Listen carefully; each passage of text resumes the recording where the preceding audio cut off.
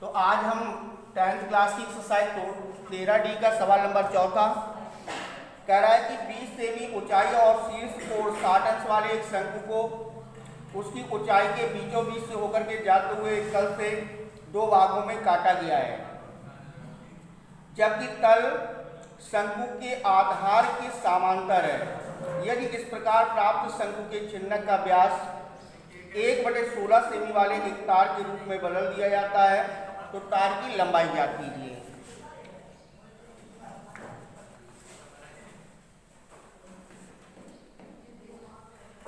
एक शंकु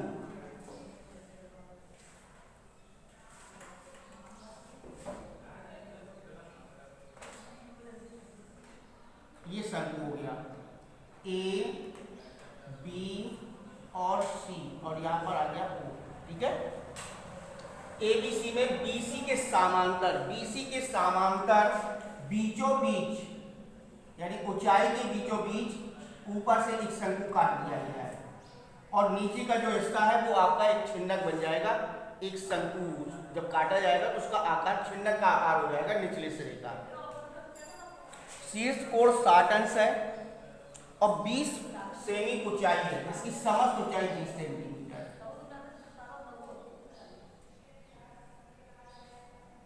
और ये वाला शीर्ष कोण हमारा 60 अंश दे रखा है। ठीक है, तो सबसे पहले यहां पे लिख दो बी डैश, सी डैश और ओ डैश। ठीक है, तो बीचों बीच काटा गया है तो ए ओ डैश बराबर ओ डैश ओ बराबर 1/2 ए ओ की पूरी ऊंचाई बीचों बीच काटा गया 1/2 हो जाएगा। तो बराबर 1/2 इंटू 20 बराबर 10 सेंटीमीटर। ऊपर की ऊंचाई भी 10 सेंटीमीटर है और नीचे की भी ऊंचाई 10 सेंटीमीटर है, यानी छिन्नक की भी ऊंचाई 10 सेंटीमीटर है और ऊपर वाले शंकु की भी ऊंचाई 10 सेंटीमीटर है। अब इसके बाद हमारे पास कोण दे रखा है BAC बराबर 60 अंश है और ये समद्विबाहु त्रिभुज है। समद्विबाहु त्रिभुज के शीर्ष से डाला गया लंब आपका क्या करेगा, कोण को समद्विभाजित करेगा। तो कोण BAO बराबर 1/2 BAC के, तो 1/2 इंटू 60 बराबर 30 अंश। अब ये कोण 30 अंश का निकल आएगा और ये 30 अंश का तो ये वाली भुजा हमारी आधार बन जाएगी, ये लंब बन जाएगी, है ना। तो त्रिभुज ABO में ये आधार है, ये लंब है, हमें त्रिज्या ज्ञात करनी है। तो BO बटे AO बराबर tan 30 अंश। BO बटे AO लंब बटे आधार बराबर tan 30 अंश। तो BO माने त्रिज्या कैपिटल आर मान लो बटे AO इसकी 20 है बराबर 1/√3। त्रिज्या गुणा कर दो तो R बराबर हो जाएगा 20/√3 सेंटीमीटर। ये कैपिटल आर आ गया 20/√3 सेंटीमीटर। इसी प्रकार से दूसरा त्रिभुज है AB dash O dash, AB dash O dash में B डैश O डैश बटे AO डैश बराबर tan 30 अंश। यहाँ पर स्मॉल r बटे 10 बराबर 1/√3, तो r बराबर हो जाएगा 10/√3 सेंटीमीटर। ये वाली त्रिज्या निकल आई। ठीक है, तो छिन्नक की दोनों त्रिज्या निकल आई, बड़ी त्रिज्या ये है, छोटी त्रिज्या ये निकल आई और बीच की दूरी माने ऊंचाई निकल आई है। ठीक है, और छिन्नक के आयतन के बराबर उसी आयतन का तार खींचा जा रहा है। तो तार का व्यास बराबर बेलनाकार तार का व्यास बराबर 1/16 सेंटीमीटर है। तो इसकी त्रिज्या r डैश बराबर 1/16 इंटू 2 बराबर 1/32 सेंटीमीटर। ये बेलनाकार तार की त्रिज्या है। तो छिन्नक का आयतन बराबर बेलनाकार तार का आयतन। क्योंकि छिन्नक से ही बेलनाकार तार बनाया जा रहा है। छिन्नक का आयतन बराबर बेलनाकार तार का आयतन 1/3 पाई एच, और यहां पर हो जाएगा R1² या कैपिटल R² कर सकते हो,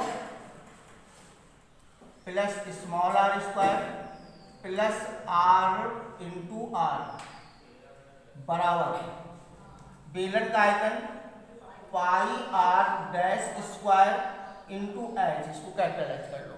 ठीक है, सबसे पहले पाई से पाई कैंसिल कर दो, इसके बाद मान रख दो 1/3 और इसकी ऊंचाई है 10 छिन्नक की, और यहां पर हो जाएगा 20/√3 का होल स्क्वायर, 10/√3 का होल स्क्वायर, 20/√3 इंटू 10/√3 बराबर 1/32 इंटू 1/32 इंटू एच। सबके मान निकाल लो, 1/3 इंटू 10 ब्रैकेट में 400/3, 100/3, 200/3 बराबर 132 इंटू 1/32 इंटू एच। 1/3 इंटू 10 6 और 1 700, 700/3 बराबर 1/32 इंटू एच। ये 3 और उसके साथ चला जाएगा, और ये 32 का गुणा इसके साथ हो जाएगा। तो यहां पर आ जाएगा H बराबर 10 इंटू 700 इंटू 32 इंटू 32 बटे 3 और ये 3 इंटू 3। ठीक है, ये इतने सेंटीमीटर आ जाएगा, और सेंटीमीटर से अगर इसको मीटर बनाना हो तो कितने का भाग दे दे, 100 का भाग दे दे, तो ये सेंटीमीटर से किसमें बन जाएगा, मीटर में बन जाएगा। तो H बराबर 10 इंटू 700 इंटू 32 इंटू 32 बटे 3×9 इंटू 100, या मीटर में हो जाएगा। 100 का भाग दे रहे हैं, 2 जीरो से 2 जीरो कैंसिल कर लो, इसका गुणा कर दो। H बराबर 2 दूनी 4 और 2 3 6 6 12, 3×9 1 10 इंटू 70/9। तो H बराबर 0, 7 चौको 28 और 7 दूनी 14 और 2 16 और 7 एकदम 7/9 मीटर। तो H बराबर 963 बचे 8, 9 नमा 81 बचे 5, 9 छक्का 54 बचे 4, 9 चौको 36, 4/9 मीटर। कार की लंबाई 71 64 सही 4/9 मीटर, ये आपकी तार की लंबाई है।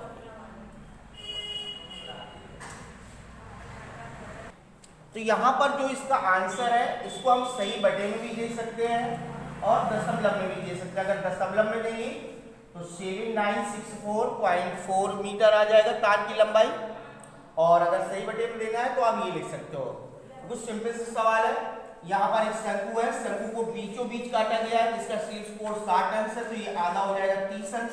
30 अंश के द्वारा इसकी हम छिन्नक की दोनों त्रिज्याएं ज्ञात कर लेंगे, और दोनों त्रिज्याओं को ज्ञात करने के बाद ये भी त्रिज्या और ये वाली त्रिज्या, दोनों त्रिज्या ज्ञात करनी है, और तार का व्यास दिया है उसकी भी त्रिज्या ज्ञात कर लेंगे।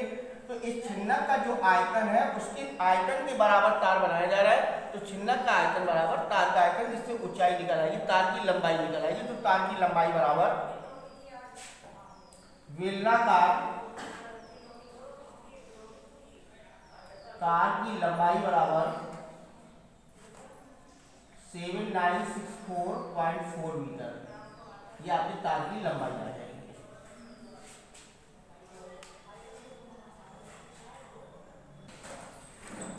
अगला सवाल है 5वां। टीन की बनी हुई एक बेलन तेल की कुप्पी 10 सेमी ऊंचाई एक बेलन के एक शंकु की छिन्नक को जोड़ने से बनी हुई है। यानी 10 सेमी लंबे एक बेलन के ऊपर छिन्नक के आकार की जुड़ी हुई है, जोड़ने से बनी है। यदि इसकी कुल ऊंचाई 22 सेमी है, बेलनाकार भाग का व्यास 8 सेमी है और कुप्पी के ऊपरी सिरे का व्यास 18 सेमी है, तो इसको बनाने में लगी टीन की चादर का क्षेत्रफल ज्ञात कीजिए। तो देखिए, सबसे पहले नीचे की जो आकृति है कुप्पी की, वो बेलनाकार आकृति है।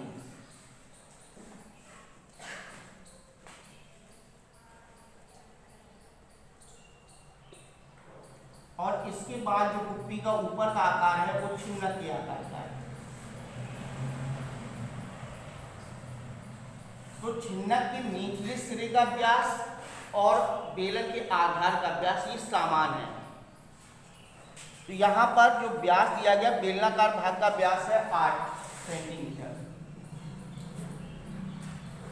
8 सेंटीमीटर। इसकी ऊंचाई है 10 सेंटीमीटर और संपूर्ण ऊंचाई जो दे रखी है वो 22 सेंटीमीटर दे रखी है, 22 सेंटीमीटर है। और ऊपरी सिरे का व्यास जो है वो आपका 18 सेंटीमीटर, 18 सेंटीमीटर। अब ये वाली 8 है तो ये वाली भी 8 हो जाएगी। तो छिन्नक के निचले सिरे और बेलन के आधार का व्यास कितना है? 8 सेमी। छिन्नक के निचले सिरे व बेलन के आधार का व्यास बराबर 8 सेंटीमीटर। त्रिज्या बराबर हो जाएगा 8/2 बराबर 4 सेंटीमीटर। ठीक है, 4 सेंटीमीटर त्रिज्या आ जाएगी। ऊपरी सिरे का व्यास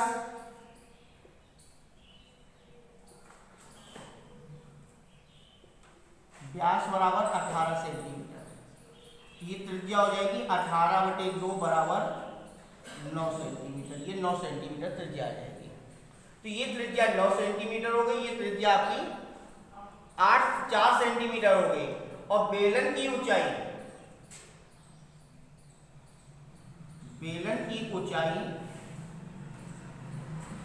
बराबर 10 सेंटीमीटर है। तो छिन्नक की ऊंचाई बराबर 22 माइनस 10 बराबर 12 सेंटीमीटर। 12 सेंटीमीटर छिन्नक की ऊंचाई आ गई। अब इसमें लगी हुई धातु की चादर का क्षेत्रफल ज्ञात करना है। चादर का क्षेत्रफल निकालना है तो हमें कौन सी चाहिए? त्रिज्या ऊंचाई चाहिए, तिरछी ऊंचाई चाहिए। ठीक है, तो सबसे पहले एल निकाल लो। एल बराबर h² plus r minus r का होल स्क्वायर।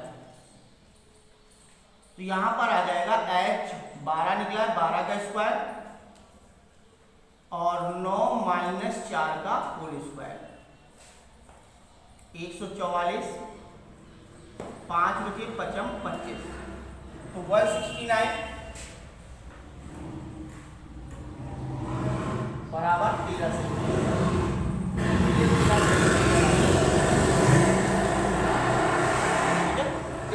13 सेंटीमीटर आ गई।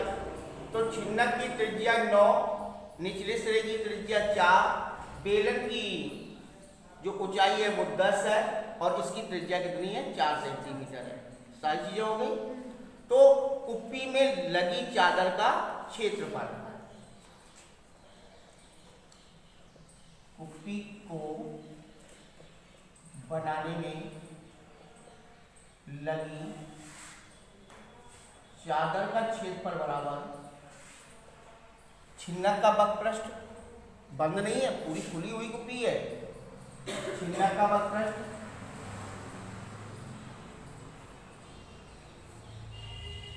प्लस बेलन का वक्रपृष्ठ, छिन्नक का वक्रपृष्ठ प्लस बेलन का वक्रपृष्ठ।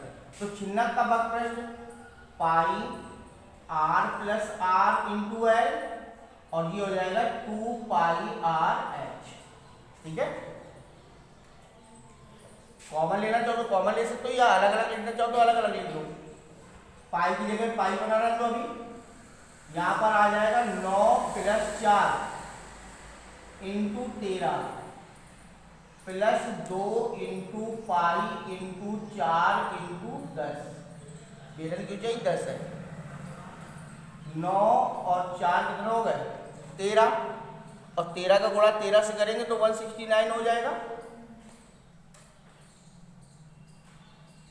और प्लस 40 40 दूनी 80 पाई, 9 14 वर्ग सेंटीमीटर। अब इसका मान अगर तोड़ना हो तो 24 9 इंटू 22/7। ठीक है, गुणा कर देंगे। मान तो इसमें दिया नहीं गया है, पाई का मान कुछ भी नहीं दिया गया, तो 22/7 रख दो, गुणा कर दो। 9 दूनी 18, और 9 दूनी 18 और 1 19, 19 सात से आ जाएगी। 22 चौको 88, 88 और 19, 88 और 2 90, 90 7 97, 107 हासिल 10। 22 दूनी 44, और 44 और 10 हो गए 54/7, 7 9 54, 7 एकम 7, 7 एकम 7। ठीक है, अब हमारे पास कितना बचा? 1।